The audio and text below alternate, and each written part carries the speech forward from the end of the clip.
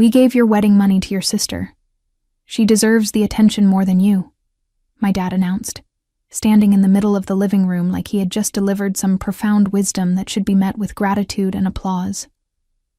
His arms were crossed over his chest in that familiar posture of authority he always adopted when making decisions about my life without my input. My mother sat beside him on the floral couch, nodding along as though this made perfect sense, as though stealing $40,000 from one daughter to give to another was simply responsible parenting. I stood frozen in the doorway, my fiancé Ethan's hand warm against the small of my back. The words echoed in my head, refusing to form into anything coherent. $40,000. My grandmother's final gift to me, the money she had set aside specifically for my wedding, the inheritance she had made my parents promise to protect. Gone. Given to my sister Vanessa, who stood in the kitchen doorway with a small smile playing at the corners of her lips, watching my reaction like it was entertainment. What did you just say? My voice came out barely above a whisper. Your sister is getting married next spring, my mother explained with exaggerated patience, as if I were a child who needed simple concepts broken down into digestible pieces. Her fiancé's family is not as financially comfortable as Ethan's. It only makes sense that we help them have the wedding they deserve. You understand, do not you, Isabella? I turned to look at Ethan, searching his face for some indication of how to respond to this insanity. His expression was calm, almost unnervingly so, but I had been with him long enough to recognize the tension in his jaw, the slight narrowing of his eyes that meant he was carefully controlling his anger. They have 96 hours, Ethan said, his voice measured and controlled. No more. My father blinked, his confident posture faltering slightly. Excuse me? 96 hours to return every cent of Isabella's inheritance to her account. After that window closes, the consequences will be entirely of your own making. Vanessa laughed from the kitchen doorway, a sharp, mocking sound that cut through the tension. Who do you think you are? You cannot just come into our parents' house and threaten them. Ethan did not even glance in her direction. His eyes remained fixed on my father. This is not a threat, Mr. Henderson.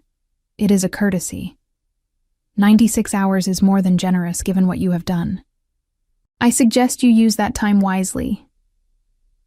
My mother stood up, her face flushing with indignation, the pearls around her neck catching the lamplight as she drew herself up to her full height.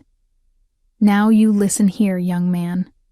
We have been nothing but welcoming to you. We have accepted you into this family, treated you like a son. You do not get to come into our home and make demands.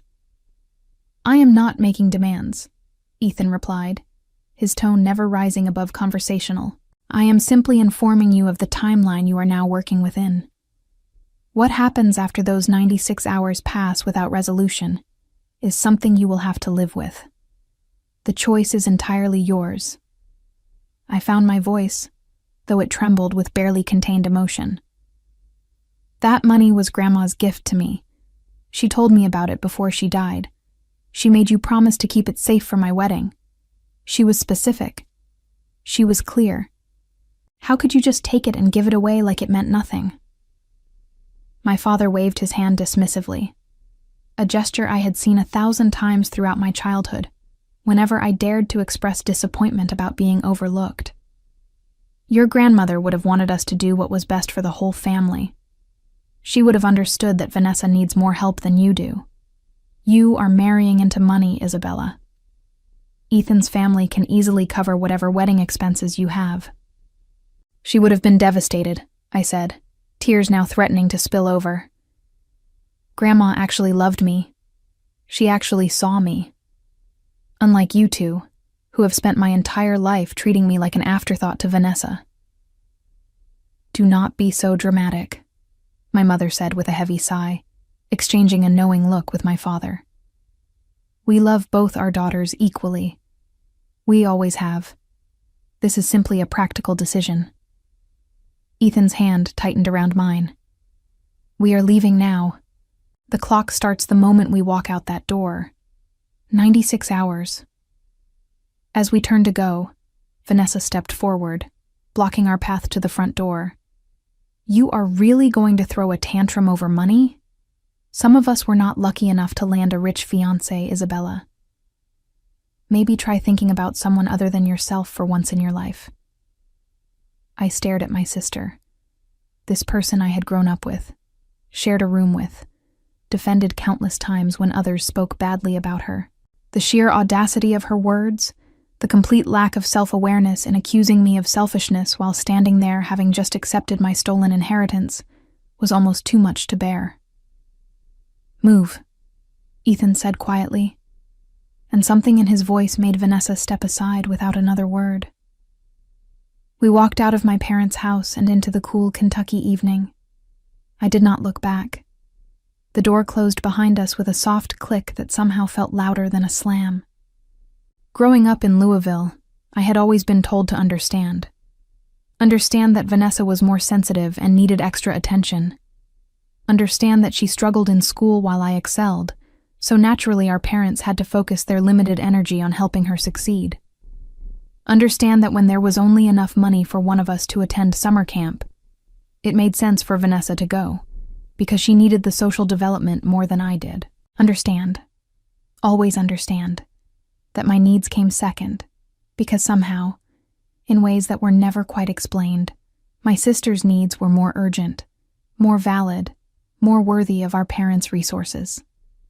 The drive back to our apartment was silent for the first 15 minutes.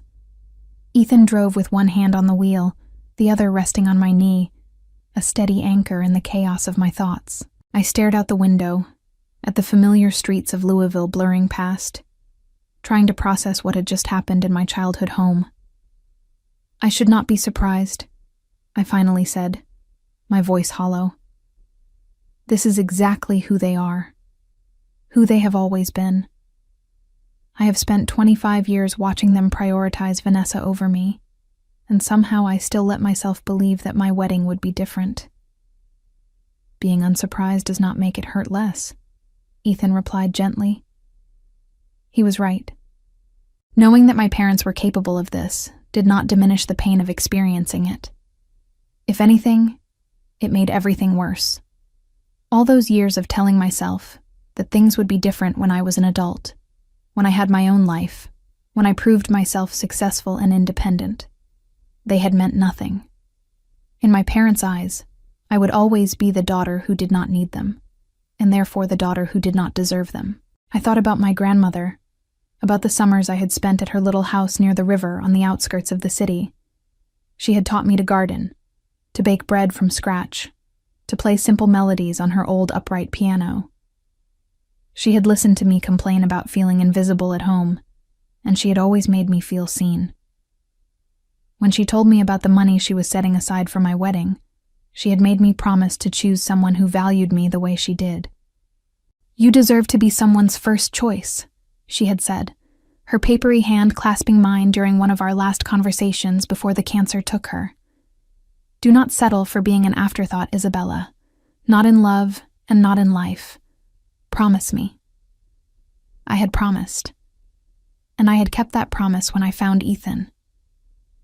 We had met 3 years ago at a mutual friend's birthday dinner, and from the first conversation, something had clicked into place. He saw me, not as someone to manage or minimize, not as the lesser daughter who should be grateful for whatever scraps of attention came her way, but as someone whose thoughts and feelings genuinely mattered. When I told him about my family dynamics, he had not dismissed my concerns or told me I was overreacting the way so many others had. He had simply listened, really listened, and then he had shown me through his actions what it meant to be treated with consistent respect and love. Now, sitting beside him as he navigated through evening traffic, I felt the weight of that contrast more heavily than I ever had before. In a single confrontation, Ethan had demonstrated more care for my well-being than my parents had shown in 25 years of raising me. The ultimatum he had given them was not really about the money, I realized. It was about accountability. It was about forcing them to acknowledge, for once in their lives, that their actions had consequences they could not simply dismiss. "What happens after 96 hours?" I asked quietly. "If they do not return the money?" Ethan glanced at me briefly before returning his eyes to the road. That depends on whether they make this right. And if they choose not to, then they will learn that the daughter they have spent years overlooking is not as powerless as they have always assumed. Your father works at Louisville General Hospital, correct? In administration? I nodded slowly, a cold feeling settling in my stomach. He has been there for almost 16 years. It is not glamorous, but it is stable. He is proud of that position. My father sits on the hospital's board of directors, Ethan said calmly, among several other boards throughout the city. I have never once asked him to use that influence on my behalf. I have never needed to. But Isabella, what your parents did tonight crosses a line that I am not willing to ignore. I stared at him, trying to reconcile the gentle man I had fallen in love with against this new dimension I was seeing. Ethan, I do not want you to destroy my father's career over this. Despite everything, he is still my father. I do not want to either, he replied honestly. That is why I gave them 96 hours. That is plenty of time to do the right thing, to return what they took, to acknowledge that they were wrong. If they choose not to take that opportunity, the consequences that follow will be their own doing. Not mine. Not yours. Theirs. We pulled into the parking garage of our apartment building near the waterfront. Ethan turned off the engine, but made no move to get out of the car. The garage was quiet except for the ticking of the cooling engine. Isabella, I need you to truly understand something, he said, turning to face me fully. What your parents did tonight is not just about money. That fund was your inheritance from someone who genuinely loved you. They stole it and gave it to your sister because they have never valued you the way they should. If we let this go, if we just accept it and move on, they will continue treating you this way for the rest of your life. And so will Vanessa. Is that what you want? The moment we walked into our apartment, Ethan made one phone call that set everything in motion. I sat on the couch, still in a daze, listening to his side of the conversation while trying to process the evening's events. Thomas, it is Ethan. I need you to activate the contingency arrangements we discussed last month. Yes, all of it. The venue, the catering, the photography, the florist, everything on the list. We are operating on a 96-hour timeline before we make any final decisions, but I want everything ready to execute immediately, if needed. A pause while he listened. I understand the complications. Work around them. Thank you. He ended the call and sat down beside me on the couch, taking my hand in his. Who is Thomas? I asked, confusion cutting through my numbness. He handles special projects for my father's company. Among his many talents is coordinating complex logistics for corporate events. He has been helping me quietly arrange backup wedding plans for the past 6 weeks. I shook my head in disbelief, trying to make sense of what he was telling me. Backup plans? Ethan, I had no idea you were doing any of this. You never said anything. I know. I did not want to worry you or make you feel like I did not trust your parents. I simply wanted to be prepared in case they did something like this. He paused, his thumb tracing circles on the back of my hand. Your parents insisted on being heavily involved in the wedding planning. Your mother took control of the venue selection, the catering, several of the major vendors. I watched her make decisions without consulting you, override your preferences, dismiss your opinions as though they did not matter. She said she knew what was best, I murmured, remembering dozens of small confrontations that I had let slide in the name of keeping peace. She said a lot of things, but I noticed the pattern, and I decided to prepare for the possibility that their involvement might become a problem we needed to solve quickly. Over the next hour, Ethan explained everything he had quietly put into motion. The original venue was a country club where my mother had social connections, a place she had chosen over my objections because she wanted to impress certain people in her circle. Ethan's backup was the grand ballroom at the historic Seelbach Hotel, one of Louisville's most prestigious venues, already tentatively reserved under his name. The caterer my mother had insisted upon was a friend of hers who charged premium prices for mediocre food. Ethan's alternative was an award-winning chef who specialized in farm-to-table cuisine and had been eager to take on the event. Every single vendor my parents had involved themselves with had a superior replacement waiting in the wings. This must have cost a significant amount to arrange, I said, overwhelmed by the scope of what he had done without my knowledge. It cost money to hold reservations and deposits, yes, but the substantial expenses only activate if we actually use them. And even then, my parents have already expressed their desire to contribute to our wedding. They adore you, Isabella. My mother has told me multiple times that she considers you the daughter she always wished she had. They would be honored to help us create the celebration we deserve.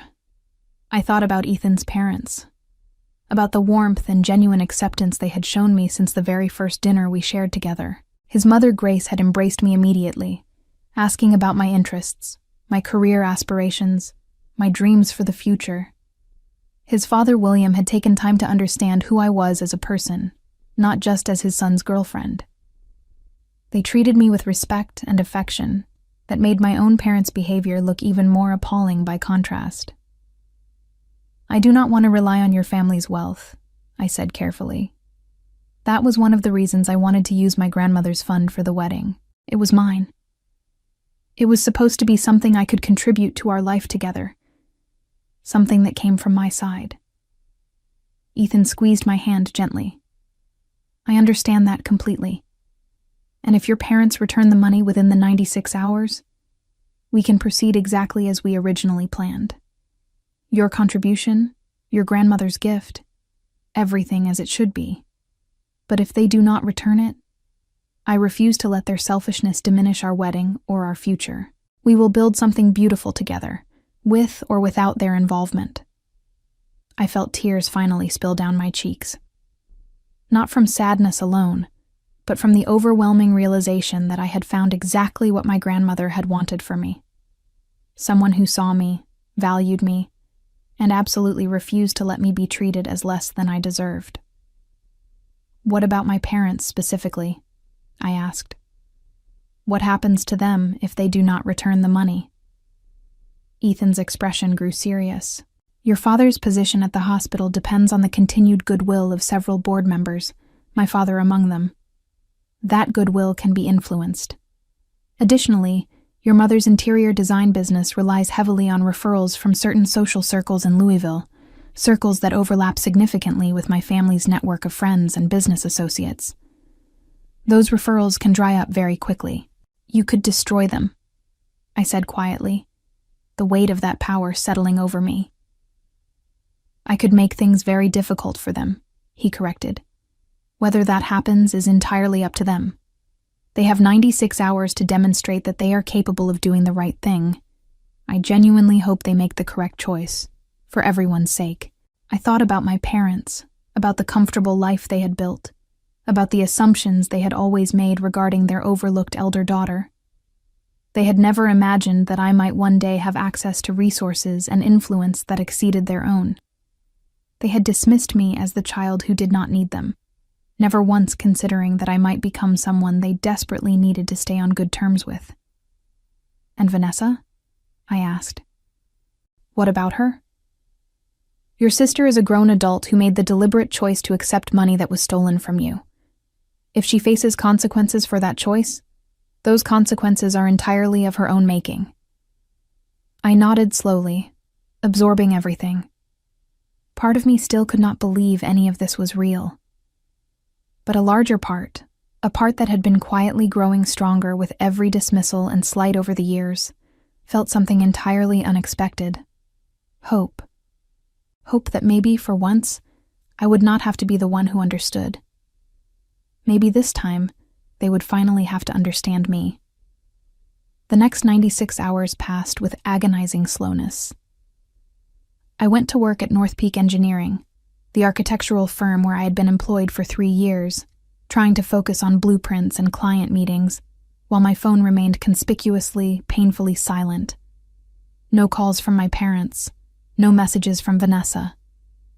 No indication that they were taking Ethan's ultimatum seriously or making any effort to return the money they had stolen from me. Meanwhile, Thomas sent daily updates confirming that all backup arrangements remained in place. The Seelbach Hotel ballroom was still available and fully reserved. The replacement vendors were on standby, contracts ready to be signed at a moment's notice. Everything could be switched over with a single phone call, transforming our wedding from my mother's controlled production into something that actually reflected who Ethan and I were as a couple. On the second day, my coworker Bethany noticed something was wrong. We had been friends since I started at the firm, and she knew me well enough to recognize when I was struggling to hold myself together. "Isabella, you have been staring at that same blueprint for 45 minutes, she said gently, pulling a chair up beside my desk. "What is going on?" I hesitated, then told her an abbreviated version of what had happened. Her reaction was immediate and fierce. "They stole your grandmother's inheritance? Your own parents? And gave it to your sister for her wedding while you are supposed to just accept having nothing?" Bethany's voice rose with indignation. "That is absolutely insane. Please tell me you are not just letting them get away with this." Ethan gave them a deadline to return the money, 96 hours. And if they do not, then apparently my fiancé has backup plans I did not know existed, and my parents are going to learn that treating me like an afterthought was a serious mistake. Bethany sat back, impressed. I always liked Ethan. Now I like him even more. Someone in your life should have stood up for you like this years ago. On the third day, my mother finally reached out. Her text message arrived at 2:47 p.m. while I was in a meeting with clients, and I did not see it until almost an hour later. When I finally read it, my blood pressure spiked immediately. "Isabella, you and Ethan need to apologize for how you spoke to us the other night. This situation is getting completely ridiculous. Your father is very upset. Call me when you are ready to act like an adult." I showed the message to Ethan when I got home that evening, holding out my phone without comment. "No acknowledgement of what they did," he observed, reading the text with a carefully neutral expression.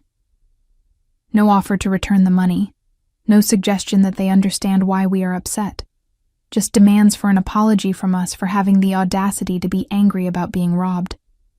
"That is my mother," I said bitterly. "She has never once admitted to being wrong about anything in her entire life. Everything is always someone else's fault, someone else's problem, someone else's responsibility to fix." How would you like to respond? I thought about it for a long moment, turning the phone over in my hands. I am not going to respond at all. They know exactly what they need to do. If they cannot figure out the correct course of action without me spelling it out for them, that is entirely their problem to solve.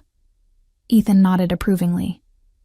The clock is still ticking, 47 hours remaining. On the morning of the fourth day, exactly 92 hours after we had left my parents' house, my phone finally rang with an incoming call. It was my father. I answered on speaker so Ethan could hear the conversation. "Isabella." My father's voice was tight, controlled, carrying that tone he always used when he felt he was being unfairly persecuted. "This has gone on long enough. Your mother is very upset, and frankly, so am I. You need to put a stop to this nonsense." "Hello to you too, Dad. What specifically are you calling about?" "About your behavior. About that ridiculous ultimatum your fiancé issued in our home. Who exactly does he think he is, coming into our house and threatening us like that? We welcomed him into this family. We treated him like a son. Ethan did not threaten you. He gave you a timeline to make things right." "Make what right?" "We did what was best for the family. Your grandmother would have wanted us to support Vanessa. She would have understood that your sister needed the help more than you do." I felt Ethan tense beside me, though he remained silent. "Grandma specifically left that money for my wedding, Dad. You know that. You were there when she made you promise to protect it for me. She held your hand and made you swear." There was a pause on the line, just long enough to confirm that my father remembered that deathbed promise perfectly well. "Things change, Isabella. Circumstances change. Your sister needs that money more than you do. Ethan's family is wealthy. They can easily cover your wedding expenses. Vanessa does not have that option. So you are not going to return the money. There is nothing to return. The money has already been spent on deposits for your sister's wedding. Deposits, I repeated flatly. In 4 days, you managed to spend $40,000 on deposits alone? The venue required a substantial down payment to secure the date, and the caterer Vanessa wanted is very exclusive, very in demand. We had to move quickly. Ethan reached over and took my free hand, squeezing gently. Then I think we are done here, I said. Done? What does that mean? Done. Isabella, stop being so dramatic about this whole situation. You are still invited to your sister's wedding, and of course we still expect to be at yours. This is just money. Family is more important than money. You chose money over family the moment you stole my inheritance and gave it to Vanessa without even asking me. We did not steal anything. We are your parents. We have every right to make decisions about family finances as we see fit. It was not family finances. It was my money, my inheritance, my grandmother's gift to me specifically, and you took it without asking, without telling me, and gave it to the daughter you have always preferred. You have 4 hours left. Use them wisely. I hung up before he could respond. The 4 remaining hours ticked by without any further contact from my parents. No frantic phone calls begging for forgiveness. No wire transfer notification appearing on my banking app. No indication whatsoever that they understood the severity of what they had done or the consequences that were about to unfold. At exactly 96 hours from the moment we had walked out of their house, Ethan looked at me across our kitchen table and asked the question I had been dreading. The deadline has passed. What do you want to do? I took a deep breath, trying to find some remnant of hesitation within myself, some part that wanted to give my parents more time, more chances, more understanding. I found nothing but exhaustion and a cold, clear certainty. Make the calls, all of them. Ethan nodded and picked up his phone. Within the next hour, our entire wedding was restructured from the ground up. The country club venue my mother had chosen without consulting me was canceled, deposit forfeited. The Seelbach Hotel was officially confirmed, the grand ballroom reserved under our names. Every single vendor my parents had arranged or influenced was replaced with Ethan's carefully vetted alternatives. The guest list was revised to remove every person who had been invited primarily at my parents' insistence. The new invitations can go out tomorrow, Thomas reported during a conference call that evening. I have the design team standing by. We can have them printed and mailed within 48 hours, or we can send digital invitations immediately if you prefer faster distribution. Digital invitations to most guests, Ethan decided, glancing at me for confirmation. Physical invitations to close family and friends who would appreciate them. And Thomas, make sure to include a brief note explaining that circumstances required us to change venues and that we apologize for any confusion. Understood. And the previous guest list? The people being removed? They receive nothing. No notification. No explanation. They simply will not be attending. When the conference call ended, I sat in stunned silence for a moment. The speed and efficiency with which Ethan had dismantled my parents' involvement in our wedding was almost frightening. In the span of an afternoon, every trace of their influence had been erased. "Are you all right?" Ethan asked gently. "I'm not sure," I admitted. Part of me feels relieved. Part of me feels like I am watching my family fall apart in slow motion. And part of me keeps wondering if I should have tried harder to make them understand. Ethan sat beside me and took my hands in his. "You have spent 25 years trying to make them understand. 25 years of being patient, being flexible, being the daughter who never made waves. What did it get you? A stolen inheritance and parents who still expect you to apologize for being upset about it. I know you are right. It just hurts." Of course it hurts. They are your parents.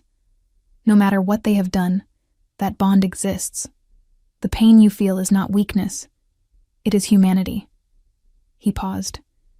But pain does not mean you have to accept mistreatment. You can love people and still refuse to let them continue hurting you. The responses to our new invitations began arriving within days. Most of the guests we actually wanted at our wedding were thrilled by the venue change, with several commenting that the Seelbach Hotel was a far more elegant choice than the country club. The people we had removed from the guest list apparently remained blissfully unaware that anything had changed, which was exactly what we wanted. But word travels in families, and it was not long before my parents discovered what had happened. My mother's first message arrived on a Tuesday afternoon. "Isabella, I just heard from your Aunt Margaret that she received a new wedding invitation with a different venue. What is going on? Why were we not informed about this change?" I did not respond. Her second message came 2 hours later. "I tried calling the country club and they said our reservation was canceled. What have you done? Call me immediately." I did not respond to that one either. By Wednesday evening, my father had joined the barrage. His messages were angrier, more accusatory. "Your mother is in tears. How could you do this to your own family? We raised you. We gave you everything. And this is how you repay us?" I showed Ethan the messages without comment. "They still do not understand," he observed. "They genuinely believe they are the victims in this situation. They have always believed that. Whenever I expressed disappointment about being overlooked, they would lecture me about gratitude and family loyalty.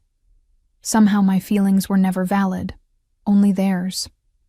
On Thursday morning, my sister Vanessa finally weighed in with a lengthy text message that I could barely finish reading without laughing at its absurdity.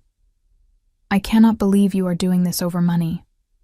Some of us were not lucky enough to trap a rich fiancé like you did. Mom and Dad were just trying to help me have a nice wedding since my circumstances are not as privileged as yours. But instead of being happy for your sister, you throw a tantrum and exclude our entire family. I hope you realize how selfish you are being. Real family does not behave this way." I read the message twice, marveling at the complete lack of self-awareness it contained. My sister had accepted $40,000 of my stolen inheritance and was calling me selfish for being upset about it. "Do you want to respond to any of these?" Ethan asked. "No. There's nothing I could say that would make them understand. They have to learn this lesson themselves." Then we proceed as planned. The wedding is in 11 weeks. By then, they will have had plenty of time to realize what they have lost. The days that followed settled into a strange new normal. I went to work. I came home. I helped Ethan finalize wedding details with Thomas and the new vendors. The planning process, which had once felt like a burden overshadowed by my mother's constant interference, now felt liberating. Every decision was ours to make together, based on what we actually wanted rather than what would impress my mother's social circle. But beneath the surface of that new normal, I could feel the pressure building. My parents were not the type to accept being excluded quietly. They were strategizing, regrouping, preparing their next move.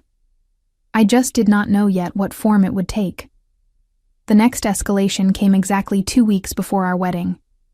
My parents, having exhausted their attempts to reach me directly, decided to go over my head and contact Ethan's family instead. I learned about this when Grace, Ethan's mother, called me on a Saturday morning with barely concealed fury in her voice. "Isabella, sweetheart, I need to tell you something before you hear it from anyone else. Your parents showed up at our house yesterday evening unannounced." My stomach dropped. "They did what?" "They came to the door around 7 o'clock, demanding to speak with William and me about the wedding situation. They seemed to believe that if they explained their perspective directly to us, we would intervene on their behalf and convince Ethan to reinstate their invitation." "Oh God. I am so sorry, Grace. I had no idea they would do something like that." "Do not apologize. You have nothing to be sorry for." Grace's voice softened slightly. "Your mother spent about 20 minutes trying to convince us that you were being unreasonable, that this was all a misunderstanding. that families should support each other through difficult times. She actually had the audacity to suggest that we should pressure Ethan to restore their position in the wedding. What did you tell them? I told them that we had raised our son to treat people with respect and integrity, and that we were proud of how he had handled this situation. I told them that Isabella is already a beloved member of our family, and that we would always support her right to surround herself with people who treat her with the love and consideration she deserves. And then William told them to leave our property and not to return. I felt tears prick at my eyes, but they were not tears of sadness. They were tears of gratitude for this woman who had shown me more maternal warmth in 3 years than my own mother had managed in 25. "Thank you," I whispered.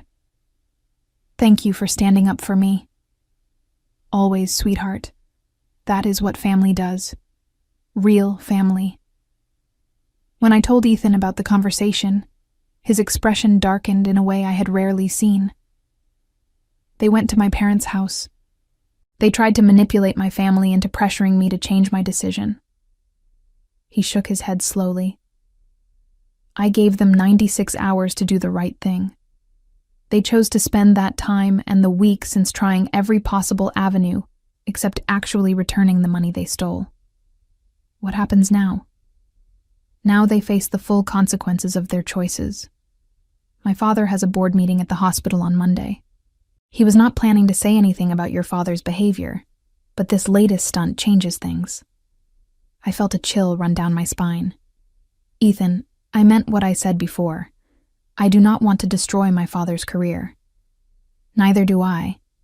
But there is a difference between destroying someone and holding them accountable.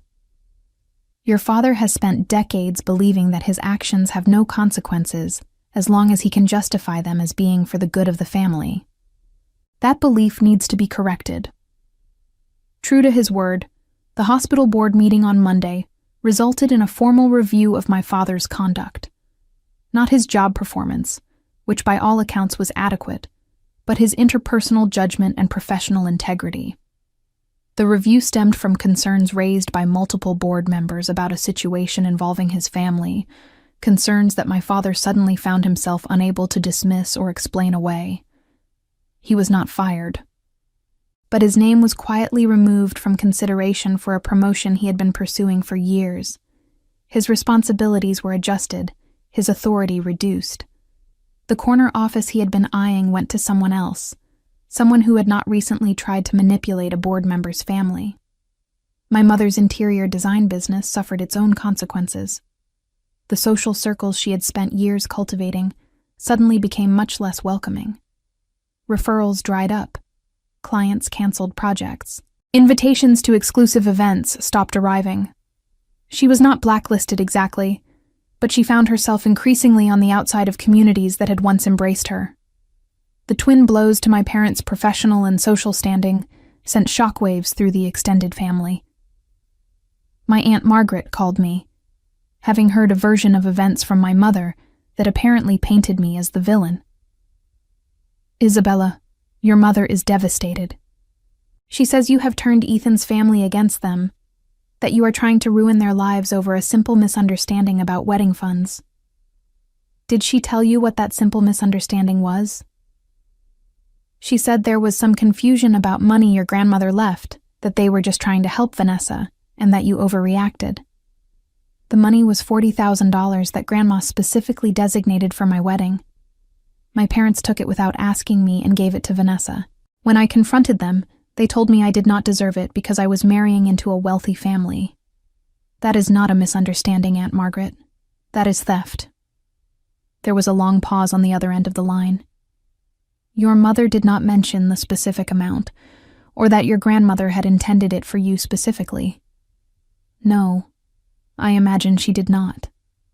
She also probably did not mention that they had 96 hours to return the money and chose instead to spend it on deposits for Vanessa's wedding." By the time I finished explaining the full situation, my aunt's perspective had shifted considerably. She was one of several relatives who reached out over the following days, having heard my mother's version and now seeking the truth. Most of them, upon learning the actual facts, expressed support for my decision to exclude my parents from the wedding. But not everyone sided with me. Some family members believed that maintaining family unity was more important than any amount of money, that I should have simply accepted my parents' decision and moved on. Others thought I was being cruel by involving Ethan's family and allowing consequences to fall on my parents' careers. The division in the extended family was ugly, but ultimately clarifying. For the first time in my life, I knew exactly where everyone stood. No more wondering whether certain relatives actually cared about me or were simply going through the motions of family obligation. The truth was now exposed for everyone to see. "How do you feel about all of this?" Ethan asked one evening as we reviewed the final guest list together. "Honestly, relieved. For years I have been pretending that my family was something it was not. I kept making excuses for them, kept believing that if I just tried hard enough, they would finally see me the way I wanted to be seen. But the truth is that some people are never going to value you no matter what you do. And once you accept that, you can stop wasting energy trying to earn love that was never really available. That is remarkably healthy thinking for someone whose family just imploded." I smiled slightly. "I have a good therapist and an even better fiancé." The morning of our wedding dawned clear and beautiful over Louisville. May in Kentucky could be unpredictable, but that Saturday was absolutely perfect. 74 degrees with a gentle breeze and not a single cloud marring the brilliant blue sky. It felt like the universe was finally aligning in my favor after 25 years of feeling overlooked. I got ready in a luxurious suite at the Seelbach Hotel, surrounded by people who genuinely loved me.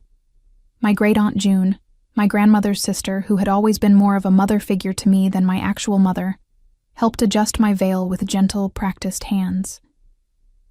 Bethany from work was there as one of my bridesmaids, along with 2 cousins who had immediately sided with me when the family divide became clear. And Grace, Ethan's mother, had insisted on being present, treating the morning as though she were the mother of the bride. As I looked at myself in the full-length mirror, wearing the elegant ivory gown that I had chosen without any input from my mother, I felt something I had not expected to feel on this day. Complete and total peace, not the absence of pain. The knowledge that my parents were somewhere in the city, excluded from this moment, still carried a weight that I could not entirely ignore. The empty space where they should have been was real and present. But beneath that awareness was an unshakable certainty that I was exactly where I was supposed to be, surrounded by exactly the right people. "You look absolutely radiant," June said, her eyes glistening with emotion. "Your grandmother would have been so incredibly happy to see this day. You found exactly what she wanted for you. I wish she could be here to see it." "She is here, honey. In every choice you have made, in every boundary you have set, in the wonderful man you have chosen. She is here. She is so proud of you." The ceremony was intimate by original standards, but perfect by every measure that actually mattered. 80 guests filled the grand ballroom, each one someone who genuinely wanted to witness our commitment to each other. There were no obligatory invitations, no family members included out of guilt or social pressure or fear of causing offense. Just love, pure and unencumbered by the complicated dynamics that had plagued my family for as long as I could remember. When the string quartet began playing and the doors opened for my entrance, I felt the weight of 25 years of being overlooked lift completely from my shoulders. Uncle Walter, my father's brother who had chosen to support me when the family divided, walked me down the aisle with quiet dignity. The man waiting at the altar was looking at me the way I had always dreamed of being seen. Like I mattered. Like I was enough. Like I was his first choice. His only choice. The person he wanted to build a life with. Our vows were personal.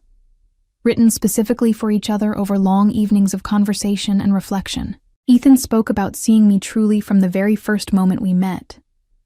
About admiring not just who I was, but who I was determined to become. He spoke about watching me navigate difficult family dynamics with grace and resilience, and how that strength had made him fall even more deeply in love with me. When it was my turn, I spoke about finding in him exactly what my grandmother had always hoped I would find. Someone who valued me, not for what I could do for him, but simply for being myself. Someone who saw my worth even when the people who should have seen it most clearly had chosen to look away. You taught me that I deserved to be someone's first choice, I said, my voice steady despite the tears streaming down my face.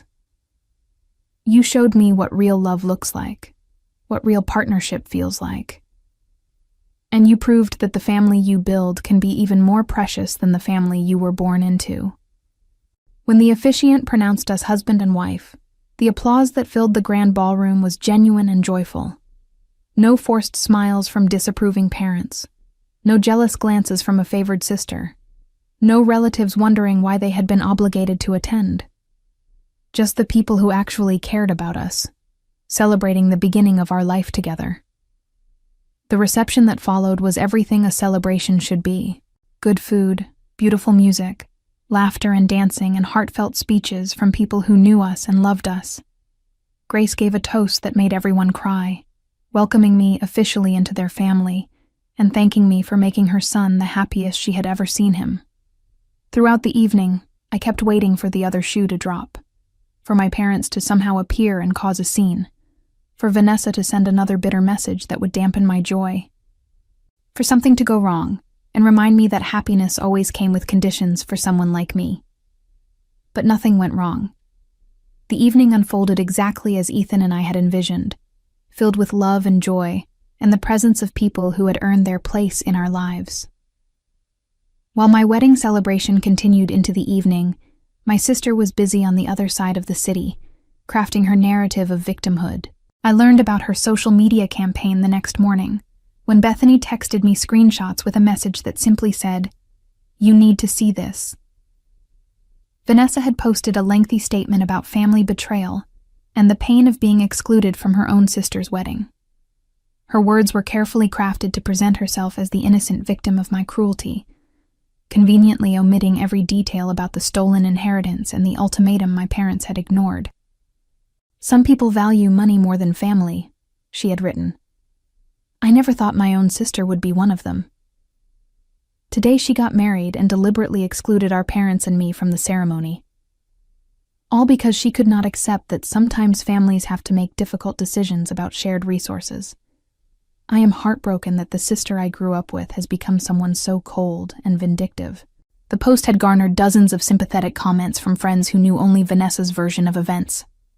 Several of them expressed outrage on her behalf, condemning me as selfish and materialistic and cruel. I read through the comments with a strange sense of detachment. A year ago, this public attack would have devastated me. I would have felt compelled to defend myself, to explain the truth to every single person who had believed Vanessa's lies, to somehow prove that I was not the villain she was painting me as. But something had shifted in me over the past months. I no longer needed everyone to understand. I no longer required validation from people who had chosen to believe a one-sided story without bothering to seek the truth. "Do you want to respond?" Ethan asked, reading the posts over my shoulder while we ate breakfast in bed on our first morning as husband and wife. "No. The people who matter already know what happened, and the people who believe her without question are not people whose opinions I need to care about." What I did not know until later was that Vanessa's social media campaign was already backfiring in ways she had not anticipated. Several of her friends who had commented supportively on her post had connections to people who knew the real story. Within days, whispers were spreading through Louisville's social circles about the truth behind the family divide. The most significant development came from an unexpected source. Vanessa's fiancé, Gregory, had wealthy parents who had been enthusiastic about the engagement. They had met my parents at several family dinners and had been told that the impressive wedding deposits came from savings that my parents had carefully accumulated over the years. When they learned through the social grapevine that those deposits actually came from an inheritance stolen from me, their enthusiasm cooled considerably. Gregory's mother, I later heard, had very strong opinions about financial integrity and the character it revealed. She was not pleased to discover that her future daughter-in-law had accepted stolen money without a moment of moral hesitation. The engagement did not end immediately, but the foundation had cracked. Within 3 months of my wedding, Gregory's family had pressured him to demand that the money be returned to me as a condition of continuing the relationship. When Vanessa and my parents refused, insisting that the money was already spent and that I did not deserve it anyway, the engagement quietly dissolved. I learned about this development through the family grapevine, through relatives who had once been firmly in my parents' camp, but were now reconsidering their positions as the consequences continued to unfold. I felt no satisfaction at my sister's heartbreak, despite everything she had done. She was still the little girl I remembered from our childhood, the one who had been taught by our parents that she deserved everything and I deserved nothing. Her flaws were not entirely her own making, but I also recognized that I had no obligation to rescue her from the consequences of choices she had made as an adult. She had accepted stolen money. She had publicly attacked me. She had chosen to play the victim rather than acknowledge any wrongdoing. Whatever happened now was the natural result of those decisions. My parents, too, were discovering that actions have consequences that extend far beyond the initial moment. My father's career stagnation had become a source of deep bitterness that was affecting his health. My mother's business had not recovered from the loss of social standing. The comfortable life they had built on the assumption that they could treat me however they wanted without repercussion had proven to be far more fragile than they ever imagined. Eventually, nearly a year after our wedding, my mother reached out with something approaching an apology. "We made mistakes," she wrote in a carefully worded email. "We see that now. We hope you can find it in your heart to give us another chance." I read the email multiple times, looking for genuine acknowledgement of what they had done, genuine understanding of why I had responded the way I did. I found only vague admissions and continued defensiveness. "We were only trying to do what was best for everyone," she wrote. "We never meant to hurt you." They still did not understand. Maybe they never would. The letter I eventually sent back to my mother was the product of weeks of reflection and several sessions with my therapist. I told her that I appreciated her reaching out, but that rebuilding trust would require time and genuine effort on their part. I explained that any future relationship would need to be built on mutual respect, something that had been absent throughout my childhood. I told them I was open to trying, but only if they were willing to do the real work required. I have not heard back from them since. Perhaps they are not capable of the kind of self-reflection that real change requires. Perhaps they are still hoping that time will soften my position, and I will eventually accept them back without any genuine accountability on their part. Either way, I have made peace with the uncertainty. In the 2 years since our wedding, Ethan and I have built a life that exceeds anything I could have imagined during those lonely years of feeling invisible in my own family. We bought a house in a quiet neighborhood on the outskirts of Louisville, close enough to the city for work, but far enough to feel like an escape. Last spring, we welcomed our first child, a daughter we named June after the great aunt who had always seen me clearly and loved me unconditionally. When I hold my daughter and look into her eyes, I make silent promises to her. She will never feel overlooked. She will never have to compete for my attention or my love. She will grow up knowing that she is valued for exactly who she is, not measured against some sibling who was arbitrarily deemed more deserving. My parents have never met their granddaughter. They know she exists, through the family members who still maintain contact with both sides, but they have not reached out to request a meeting. I suspect they are waiting for me to make the first move, to extend the invitation, to be the one who bends. But I have done enough bending for one lifetime. If they want to be part of June's life, they will have to demonstrate that they have truly changed. Vanessa remains unmarried, her engagement to Gregory having ended and no subsequent relationship having materialized. The last I heard, she was working as a receptionist at a dental office, the glamorous wedding she had envisioned having failed to materialize along with the man who was supposed to provide it. I do not know if she has learned anything from the experience. I hope she has, for her own sake if nothing else. My father took early retirement from the hospital last year, his career having never recovered from the board's loss of confidence.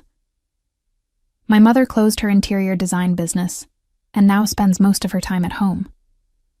The comfortable life they had built has contracted significantly, though they are far from destitute. They have each other, and perhaps that is enough for them. I think about revenge sometimes, about what it really means, and whether what happened to my family qualifies. I did not set out to destroy them. I simply set boundaries and refused to accept treatment that diminished me. The consequences that followed were the natural result of their own choices, their own inability to take accountability, their own stubborn refusal to do the right thing when they had the chance. As my husband and I danced in our living room on our second anniversary, our daughter sleeping peacefully in the next room, I finally understood what my grandmother had been trying to tell me all those years ago. Losing people who never truly respected you is not a loss at all. It is freedom. It is the space to build something real with people who actually value you. It is the peace that comes from no longer performing for an audience that was never going to applaud. The family I was born into had never truly seen me. But the family I built, with Ethan, with our daughter, with the relatives and friends who had proven their loyalty when it mattered, that family was everything I had ever needed, everything I had ever deserved. Looking back on the journey that brought me here, from that devastating announcement in my parents' living room to the life I now cherish, I realized that my grandmother's final gift was never really about the money at all. It was about showing me that I was worthy of being someone's first choice. It was about giving me the courage to finally demand the treatment I deserved. And it was about trusting that when I found the right partner, he would stand beside me and refuse to let anyone treat me as less than I was worth. The revenge I took was simply the act of finally valuing myself the way I always should have. And the beautiful irony is that in doing so, I found more love and happiness than my parents ever wanted me to have.